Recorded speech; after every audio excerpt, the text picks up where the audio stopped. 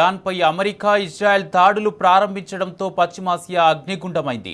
వందలాది మంది అమాయకులు బలవుతున్నారు. తాజాగా అమెరికా ఇజ్రాయెల్ దాడుల్లో ఇరాన్ సుప్రీం ఖమేనీ మృతి చెందాడు. ఈ మేరకు ఇరాన్ అధికారిక మీడియా ధృవీకరించింది. ఖమేనీతో పాటు ఆయన కుటుంబ సభ్యులు, కుమార్తె, అల్లుడు, కోడలు, మనవరాలు మరణించినట్లు వెల్లడించింది. ఖమేనీ మృతి 40 రోజుల సంతాప దినాలుగా ప్రకటించింది. ఖమేనీ హతంతో ఆ దేశంలో ఆందోళనకారులు సంబరాల్లో మునిగిపోయారు. ఇరాన్లోని ప్రధాన నగరాల్లో ఆందోళనకారులు పెద్ద ఎత్తున రోడ్లపైకి వచ్చి సంబరాలు చేసుకుంటున్నారు. మరోవైపు ఇరాన్ యువరాజు రెజా కూడా స్పందించారు. ఖమేనీ పాలన ముగిసిందంటూ పోస్ట్ చేశారు.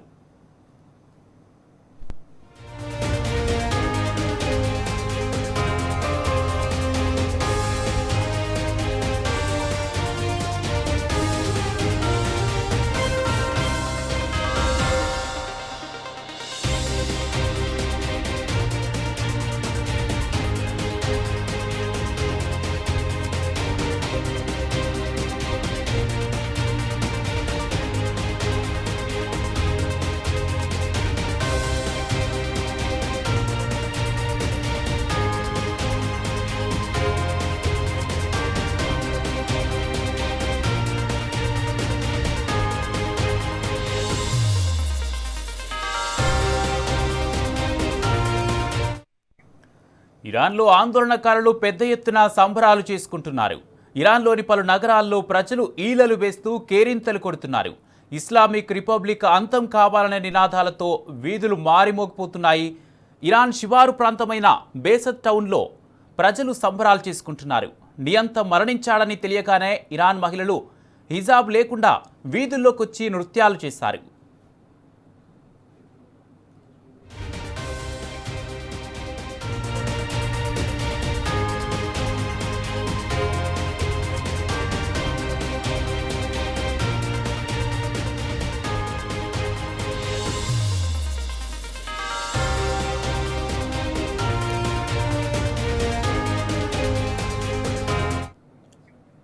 ఇరాన్పై అమెరికా ఇజ్రాయెల్ దాడులు ప్రారంభించడంతో పశ్చిమాసియా అగ్నిగుండమైంది. వందలాది మంది అమాయకులు బలవుతున్నారు. తాజాగా అమెరికా ఇజ్రాయెల్ దాడుల్లో ఇరాన్ సుప్రీం ఖమేనీ మృతి చెందాడు. ఇదే అంశానికి సంబంధించి పూర్తి అప్డేట్స్ మా ప్రతినిధి సురేష్ అందజేస్తారు. సురేష్, అమెరికా ఇజ్రాయెల్ దాడుల్లో పూర్తి అప్డేట్స్ ఏంటి? Iran supreme leader Ayatollah Ali Khamenei Iran ప్రభుత్వం నుంచి కూడా సమాచారం ఉంటుంది.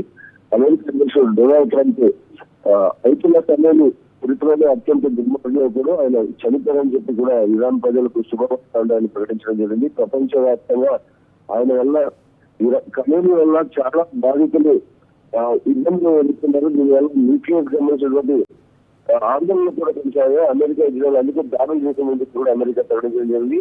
అమెరికా నిఘా వ్యవస్థల నుంచి ఖమేనీ తప్పించుకోలేకపోయారని, ఇజ్రాయెల్తో కలిసి ఈ ఆపరేషన్ అత్యంత రహస్యంగా అమెరికా చేయడం జరిగిందని చెప్పి డొనాల్డ్ ట్రంప్ చెప్పింది. డొనాల్డ్ ట్రంప్ వ్యాఖ్యలు చూస్తూ ఇరాన్ ప్రజలు తమ దేశాన్ని తిరిగి స్వాధీనం చేసుకోవడానికి ఖమేనీని చంపడం వల్ల ఇది ఒక గొప్ప అవకాశం అని చెప్పి ఇరాన్ భద్రతా దళాలు ఈ కథ మనకు లొంగిపోవాలని చెప్పి కూడా డొనాల్డ్ ట్రంప్ చెప్పడం జరుగుతుంది.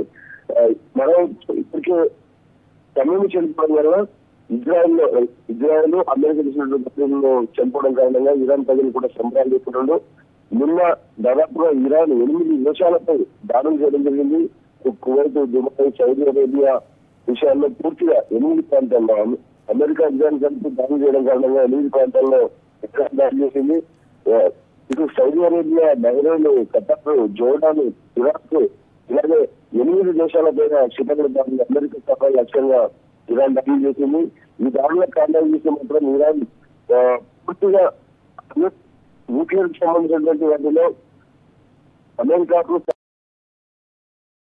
అన్యాయాలు కలిసి ఉన్నటువంటి ఉద్దేశంతోనే అమెరికా ఇజ్రాయెల్ దాడులు చేశామని చెప్పి శనివారం రోజు ఉదయం దాడులు ప్రారంభ సందర్భంలో అమెరికా సంబంధించిన అధికారం తెలియజేసింది.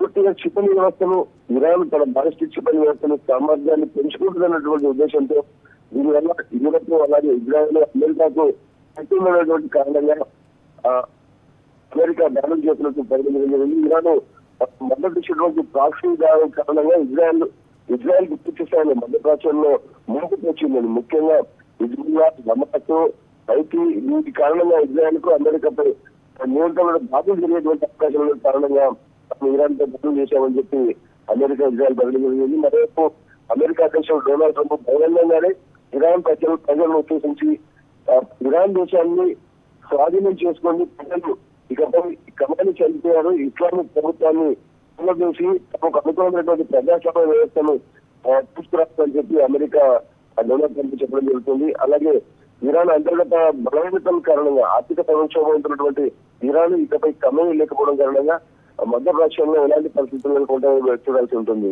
కుమార్. అయితే సురేష్, అంటే యుఎస్ దాడిలో ఇరాన్లో ఇప్పటికే 201 మంది మృతి చెందినట్టుగా తెలుస్తుంది. మరోవైపు ఈ దాడులకు వ్యతిరేకంగా అమెరికాలో కూడా నిరసనలు వ్యక్తమవుతున్నాయి. దీనిపై ట్రంప్ నిర్ణయం తీసుకునే అవకాశం ఉందా? ఇప్పటికైతే ఇంకా ఖమేనీ చేతులట్టుగా ధృవీకరించారు. ఈ ఆపరేషన్ కి ఇజ్రాయెల్ రోలింగ్ లైన్ అంటూ యుద్ధాన్ని మొత్తంగా దాడిలో ప్రారంభించడం జరిగింది. ఈ రోజు 2వ రోజు ఇజ్రాయెల్ ఇరాన్ తో దాడులు చేసేటువంటి పరిస్థితి 100 మంది పూర్తి స్థాయిలో ఎయిర్ డిఫెన్స్ కి సంబంధించిన సిస్టమ్ పై దాడులు చేయడం జరిగింది. ఇటు ఇజ్రాయెల్ కూడా తన ఎయిర్ ఫోర్స్ కి సంబంధించినటువంటి దాడులను కొనసాగిస్తూ తన ఎయిర్ డైన్ కి సంబంధించినటువంటి పూర్తిగా ఎయిర్ స్పేస్ కూడా బంద్ చేయడం జరిగింది. హైలైట్ ఇజ్రాయెల్ లో ప్రకటించారు, ఇటు ఇరాన్ లో కూడా హైలైట్ ప్రకటించారు. పూర్తిగా దాడులు ప్రధాన లక్ష్యంగా ఏంటంటే టెహరాన్ లోని ఇరాన్ సుప్రీం అయతుల్లా అలీ ఖమేనీని చంపడమే లక్ష్యంగా ముందుకెళ్లారు. అయతుల్లా అలీ ఖమేనీ చనిపోయినట్టు మాత్రం అధికారికంగా మనకు అందుతున్నటువంటి సమాచారం Kumar. Right, thank you Suresh.